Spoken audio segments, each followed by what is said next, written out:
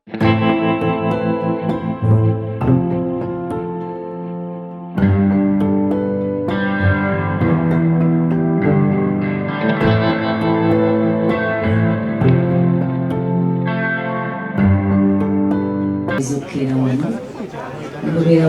Diana. Thank you so much. Mama Spice Gadgets, Abayimbe Mwena. Thank you so much for sponsors. Mwebade. Spice. Jana namwita baby girl because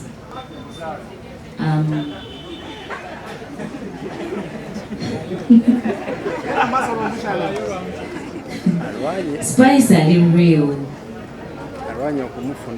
Emikwano gy'abayimbi giba mizibu. I for one, sije nine mingi. It's rare.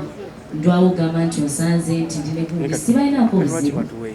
Naye omuntu asobola okugamba nti I think you need this kind of photographer to bring out this. I think you need this. Like, totally selfish. Yeah. Kuba ngamba embagambe nti waliwo ayogedde nasooka agamba generations ziyinza okuba zaawukanamu a little bit, you know. Mulimu ebintu by'oba totwalanga by'amaanyi. You're like, I'll use my phone to take a picture. Kiba kimala, you know. And then she'll tell you, the first photographer gwe nafuna ng'atambula naye, I think Spicy yamunfunira. Like, you know, you need a photographer, no server contacts, she's not selfish, she'll call that person, aba connecting it. Totally selfish. Atenge ekyo kimanyiddwa nnyo mu bakyala, you know. But Spice, thank you for being real. Tali regular. Ate bambi kaagaliza ndoza era kyekimu kuba selfish.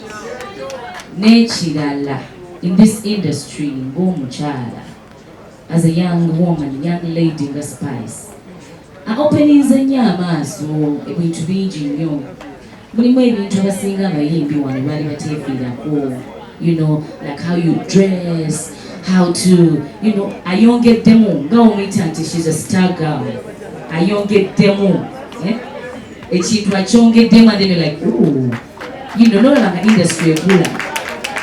I'm telling you, we should be grateful for Spice Diana.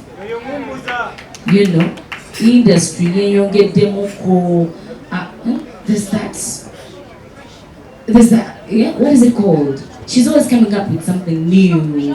Yes, showbiz, you know, she has branded herself so well. You know, no that Omimbi is not all about singing, going on stage, making that money, go back home and sleep. You have to think of other things as well. Yeah? So, sijja kukwekereza wamma. Tukulabirako yadde tuli bakulubo. Okitegeera. There's some things we see, no gamba. Akaana kano nze kaita kaana ako. I don't know if it upsets you, but I feel like akaana kano kalabi. You know, nekakuba ekifaananyi nga kya ttabu nga ne Beyonce tannakifulumya. Just saying, honestly, you know, I'm here because I'm grateful. You're real. Webale kugatta abayimbi abasinga obagatta. I don't know how you do that.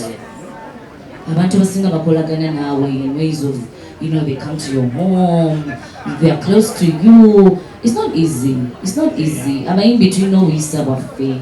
Buli omu alina obuyisa bwe. But okugatta abantu in one place, it means a lot. It says a lot about you. So come 10 January, we're ready to support you, baby girl. I have my table one, you know, yeah. Kubanze ne concert yange, when I was getting my costumes ready, she was part of the costume team. So Spice, thank you. Thank you for being who you are. Mukama jachi kubalira kyonna ky'obasabye. Kale bane mwebalenya. Thank you. Wanji?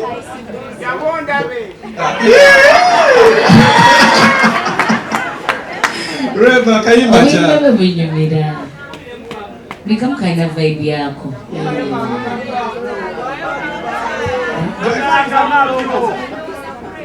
Wanji? Kakwe Mike. There's a song Mr. Lee wrote for me, bakaita Dr. Ali. Twali mu studio Kayimba ndowooza ku Rema. Dr. Hamza. Go ayimbira Hamza Kayimba. Spicy.